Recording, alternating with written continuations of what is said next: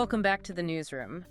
We are looking at the latest weekly edition of Addis Fortune today, and I just have to say, the editorial team has put together a really fascinating study in contrasts this week. Oh, absolutely. It's one of those editions where you almost get whiplash just turning the page. Yeah, it really is a tale of two cities wrapped into one newspaper. I mean, I'm looking at the spread right here on the desk, and on one side, you have this high finance, Wall Street-style engineering to build a futuristic airport. Right. And then on the very next page, you have ordinary residents in Addis Ababa walking out of bakeries carrying loaves of bread in their bare hands. Because of the sudden plastic bag ban. Exactly, just carrying bread under their arms. Well, that is exactly the thread we need to pull on today for you listening. We are going to connect those dots. We aren't just reading the headlines here. We're trying to really understand the friction between these massive, futuristic macro ambitions and, the gritty, somewhat chaotic reality that's hitting people's wallets on the ground right now. Precisely. We're seeing a country trying to leapfrog into 2060 while the infrastructure of the present day is still struggling to tie its shoelaces. Yeah. We have four main stories to unpack from this edition. The financial engineering behind the new Bishoftu airport, a strategic pivot in our shipping logistics, a wave of new taxes and land lease hikes, and finally, that chaos of the plastic bag ban you mentioned. And just a quick table setter for you listening. We are colleagues here at Addis Fortune.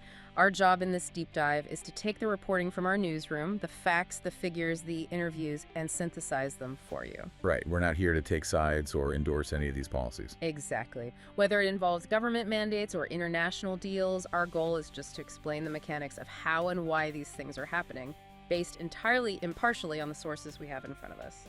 So let's start at the top of the food chain, I think, the big money. Let's do it. The headline story is financing the Bishoftu airport, a Wall Street strategy. Now, we've known for a while that Ethiopia wants a new mega hub, but the price tag and the method revealed this week, that's what really matters. We are talking about a $12.5 billion project. Which is just a number that's hard to wrap your head around. For context, that is significantly larger than the country's entire annual budget in some previous years. Oh, yeah. But the real story isn't just the cost, it's the structure. The reporting mentions they are using a special purpose vehicle, or SPV. For Right. those of us who don't speak investment banker fluently, let's unpack that. Right, this is the crucial technical detail. In a traditional model, the Ethiopian government or Ethiopian Airlines, the enterprise itself, will go to a bank, take out a huge loan, and build the terminal. Right, the usual way. But if Ethiopian Airlines did that today, they would be putting roughly $9 billion of debt directly onto their own balance sheet. Which would be catastrophic for their credit rating. Right. It would be absolutely radioactive. Investors look at the debt-to-equity ratio. If the airline is suddenly drowning in debt, the cost of borrowing for literally everything else, leasing planes, buying fuel, daily operations, goes through the roof. It would paralyze their day-to-day business. So enter the SPV. It's almost like a magic trick to make the debt disappear, or at least move it to a different room. Exactly. They create a new separate company. This vehicle exists legally just to hold the project. Ethiopian Airlines puts in some equity. They've already front-loaded about $700 million, according to the report. But the massive debt burden sits with this new company, not the airline itself. Okay, so it's a ring-fencing strategy. It insulates the flagship carrier from all that construction risk. But here is the question the article raises subtly. Who is actually lending money to this STV? Because an SPV with zero history doesn't exactly have a credit score. Right, and that is where the geopolitics of aviation comes in. This is the part I found most fascinating in the paper. The report notes significant interest from international financiers, with about $6 billion already pledged. But look at where the interest is coming from: the US, China, and Europe. Boeing, Comac, and Airbus? Exactly. It's vendor financing in disguise. If you are Boeing and you want Ethiopian Airlines to buy your planes for the next 30 years, you have a highly vested interest in making sure they have an airport big enough to park them. That makes a lot of sense. The article actually mentions French Minister Elinor Carrod was in town discussing this. If Europe helps build the airport, they fully expect Airbus to have a healthy market share of the planes at those gates. It's a symbiotic ecosystem. You build the hive, we buy the bees. But let's look at the sheer scale here, because the projections in the report are aggressive. They are talking about 34 to 36 million passengers by 2030, and by 2060, 144 million passengers. Yeah, to put 144 million in perspective, that is busier than Hartsfield-Jackson in Atlanta is today. It's a vision of Ethiopia not just as a regional hub, but as the global crossroads. It is incredibly ambitious. And this leads to a bit of a split in the expert analysis provided in the paper. On one side, you have Meredby Fikre Johannes from Pragma Capital. Right. He's looking at the financial structure and nodding along. He thinks the clean balance sheet approach is brilliant because it maintains investor trust. But then you have aviation specialists like Yonten Menkir. His perspective is much less about the financial engineering and way more about operational reality. He raises a massive red flag about efficiency. Yeah, he points out that our current domestic terminals are often underused or inefficiently run. His argument is essentially, why are we building a mega mansion when we haven't even optimized the house we currently live in? He specifically mentioned night travel. We have airports that sit empty for 12 hours a day because we just don't utilize night slots effectively. It's a classic debate in development economics, isn't it? Do you build capacity ahead of demand to spur growth, or do you wait for demand to break the system before expanding? Exactly. And the government, with this SPV model, is clearly betting on the former. They are betting that if you build it, the world will fly through it. But Yonatan used a phrase that really stuck with me. He said the airline is acting like an island, meaning the airline is soaring with these Wall Street strategies, but the rest of the economy, the logistics, the roads, the customs is lagging way behind. Which is the perfect bridge to our second segment. Let's move from the air to the sea, or rather, the logistics of getting goods into a landlocked country. We have a detailed report on the ESLSE, the Ethiopian Shipping and Logistics Services Enterprise. Now, this story is a bit of a paradox. If you look at their headline numbers in birr, they are crushing it. Revenue is up 59%, hitting 74 billion birr. They are expanding their fleet. They are moving more cargo than ever. But if you look at the currency that actually matters for a shipping line, the US dollar, they missed their target by 16 million. In an import-heavy economy, that is a blinking red light. And the reason for this miss is fascinating because it wasn't an accident. It was a deliberate choice. The CEO, Abdulber Shamsu, says they intentionally stopped cross-trading.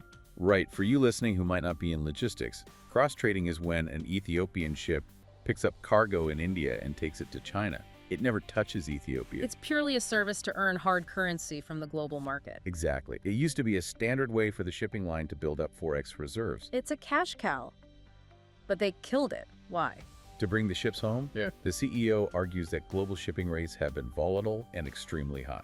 By pulling their vessels off the cross-trade routes and dedicating them entirely to importing goods into Ethiopia, they claim they can lower the shipping costs for local importers. So they are sacrificing the hard currency earnings which the country desperately needs to theoretically lower inflation on imported goods like medicine, fuel, and construction materials. Theoretically, yes. They literally call themselves a shield for the consumer. But critics in the paper point out that the ESLSE controls 40% of the import-transport chain end-to-end. That is near monopolistic power. The argument from the critics is that without competition, this shield can very easily become a price setter. If they aren't cross-trading, they are entirely dependent on the Ethiopian market, and we are entirely dependent on them. It creates a closed loop. And let's not forget the geopolitical risk mentioned in the article. We are still heavily reliant on Djibouti. The report highlights that 95% of our imports still come through that one single corridor. Right. With the tensions in the Red Sea and Suez Canal mentioned in the piece, that vulnerability is highlighted even more.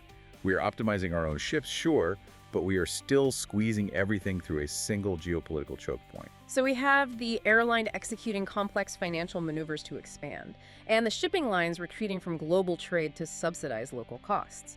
Now, let's bring it down to the street level, because all these macro strategies eventually have to be paid for. And this week, the bill arrived. Segment 3 is all about the wallet squeeze.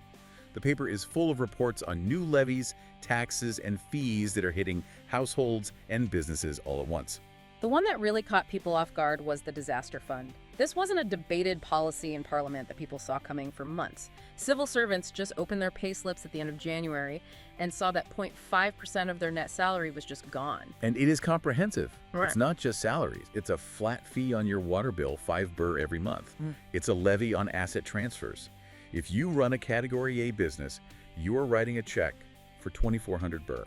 The rationale from the city administration is logical on paper, to be fair. They recorded 325 disaster incidents in 6 months. Fires, floods. They argue that a city of this size needs to be self-reliant. We shouldn't be waiting for foreign NGOs to show up when a market burns down. No, and no one argues against having a fire department. But the grievance reported by sources like Korma Asmar, a civil servant, is about consent and timing. He told the paper, every bird is planned. When inflation is already eating your lunch, losing 0.5% of your salary without warning feels like a violation.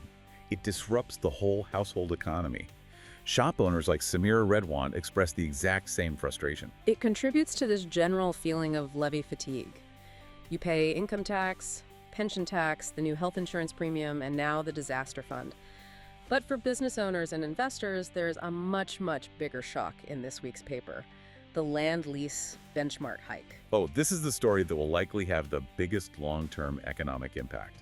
After a 2-year pause, the city administration revised the benchmark prices for land leases.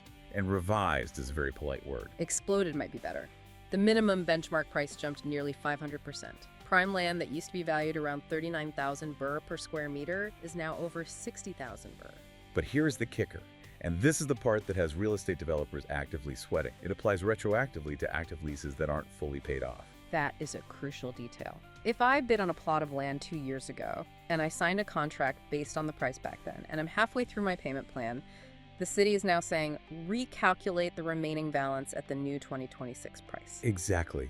That is exactly what Nathaniel Belay, who was interviewed in the piece, is dealing with. He calls it a breach of trust. From a business environment standpoint, retroactive policy application is poison.